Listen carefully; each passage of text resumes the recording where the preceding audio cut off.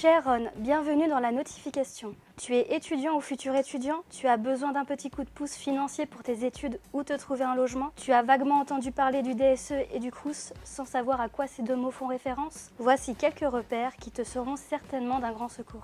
Alors, je te sens venir, mais c'est quoi le Crous? Il s'agit en fait du Centre régional des œuvres universitaires et scolaires, soit le service public de référence de la vie étudiante. Il est notamment chargé de la distribution des aides auprès des étudiants. Chaque académie dispose de son Crous qui gère ton DSE. Le DSE, ou encore le dossier social étudiant, est la procédure de demande de bourse et de logement en résidence universitaire. Si tu es éligible, il te permet notamment de bénéficier de déductions des frais de scolarité qui peuvent s'élever jusqu'à 400 € environ, d'aides financières comme des bourses d'études et des bourses sur critères sociaux allant jusqu'à 4 000 € environ par an, et d'un accès prioritaire à un logement social étudiant. Et là, tu te demandes, est-ce que je suis éligible? Eh bien, les bourses sur critères sociaux et logement Crous sont attribuées sur plusieurs points bien précis. Avant d'entamer la procédure, vérifie que tu sois âgé de moins de 28 ans au 1er septembre 2019 pour une première demande de bourse. Si tu es reconnu en situation de handicap, tu n'as pas de limite d'âge.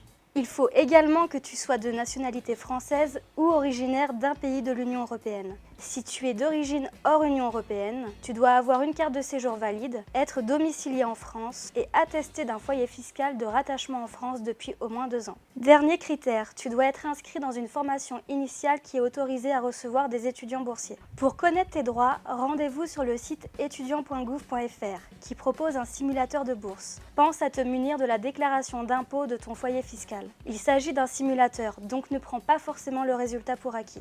Si tu es éligible, tu vas pouvoir faire ta demande. Et pour ce faire, il va falloir préparer plusieurs documents en amont comme l'avis fiscal 2018 sur les revenus 2017 de tes parents, tes justificatifs de scolarité, ton identification nationale étudiant et un RIB, un relevé d'identité bancaire à ton nom. Il est possible qu'en fonction de ta situation personnelle, d'autres documents te soient demandés. C'est bon? Tu as réuni tous les documents nécessaires? Ok, très bien. Tu peux désormais te connecter à messervices.étudiant.gouv.fr. Attention, tu as jusqu'au 15 mai 2019 pour saisir ton dossier social étudiant.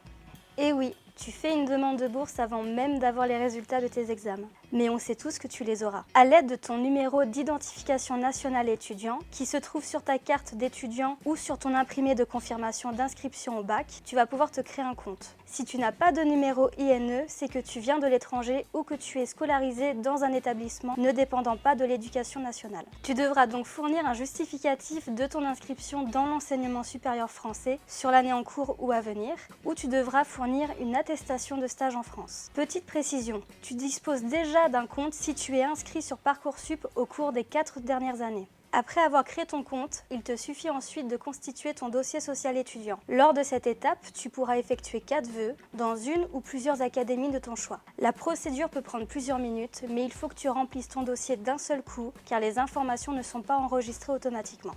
À la fin de la saisie, tu recevras un mail de confirmation.